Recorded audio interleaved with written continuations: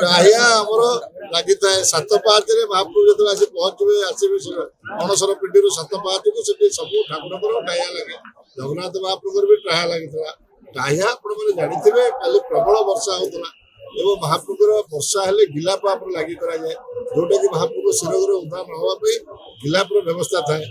ସେ ଗିଲାପ ଯେତେବେଳେ ମହାପ୍ରଭୁ ଉପରେ ପଡିଛି ଟାହିଆଟି ମାନେ କାଳିଆ ଗୋଟରୁ ପାତିଆ ଦେହରେ ସେଗୁଡାକ ମାନେ ବାଉଁଶ ପାତିଆ ଦେହରେ ସେଗୁଡାକ ନିର୍ମିତ ହେଇଥାଏ, ସେଗୁଡାକ ଭାଙ୍ଗିକିରି ଯେ ମହାପ୍ରଭୁ ଉପରେ ବର୍ଷା ପାଣି ସବୁ ପଡିକିରି ସେ ଟାହିଆ ମହାପ୍ରଭୁ ଉପରେ ଥିଲା।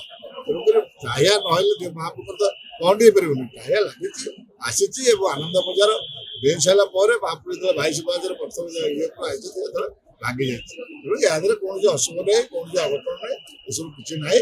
କାହିଁକିନା ଟାହିଆ ଆସେ, ଟାହିଆ ବି ଏମିତି ବହୁତ ସମୟରେ ଭାଙ୍ଗିଛି, ବହୁତ ସମୟରେ ହେଇନି। ଟାହିଆକୁ ଆମେ ସୁରକ୍ଷିତ କରିକି ଆଣୁଛୁ ପୁରା ରଥ ଉପରୁ ପହଣ୍ଡି ଗଲା ଯାଏ। ଟାହିଆ ଭାଙ୍ଗେ, ଲୋକ ବୁଡ଼ି ବାଡ଼ିକି ତାକୁ ସବୁ ନିଅନ୍ତି, କିନ୍ତୁ ଟାହିଆ ନିଶ୍ଚିତ ଭାବରେ କହୁନା ଖାଲି ଗିଲାପ ପହିଲା ବେଳେ ଟାହିଆଟେ ନିଦଟା କାଲି ଜାଣିଥିବେ ଜଗନ୍ନାଥ ମହାପ୍ରଭୁଙ୍କର ପହଣ୍ଡି କଥା ଆପଣ ଜାଣିପାରିବେ କେତେବେଳେ ପହଣ୍ଡି ହେଇକିରି ଆସି ମାନେ କୋଉଠି ରାହାତ ଜଗନ୍ନାଥ ମହାପ୍ରଭୁ ଗୋଟେ ଜାଗାରେ ରହିଲେ 45 ମିନିଟ୍।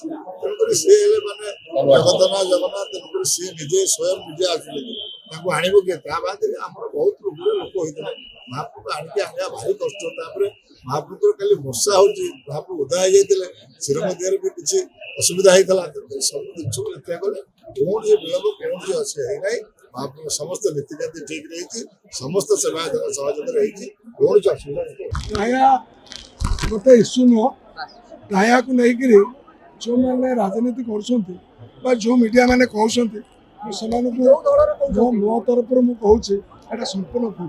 ଟାହିଆଟି ଯେଉଁ ଆସିଥିଲା, ଟାହିଆ 7 ଲାଗିଥିଲା। 7 ଲାଗିବା ପରେ 7 ମହାପ୍ରଭୁଙ୍କର ଯେଉଁ ବର୍ଷା ହେଲା ସେଥିରେ ସବୁ 16 ଖସି ପଡ଼ିଥିଲା। 16 ସବୁ ଖସି ପଡ଼ିଥିଲା, ଯେଉଁଥିରେ କି ତୁଳସୀ ଫୁଲ ସବୁ ମଧ୍ୟ ତଳେ ଥିଲା। ଆମେ ଯେତେବେଳେ 22 ପର୍ଯ୍ୟନ୍ତ ଆଣିଲୁ ଟାହିଆ ବହୁତ କମ୍ ଥିଲା। ଆସ୍ତେ ଆସ୍ତେ ମହାପ୍ରଭୁଙ୍କର ଟାହିଆ ଯେତେବେଳେ ସବୁ ଫୁଲ ଖସିଗଲା, ବାଧ୍ୟ ହୋଇ ସେ ବାଡ଼ିଟାକୁ ଆଣି ନେଇକିରି ଆମେ ବାହାରକୁ ଆଣିବା ସମ୍ଭବପର ହଉନି।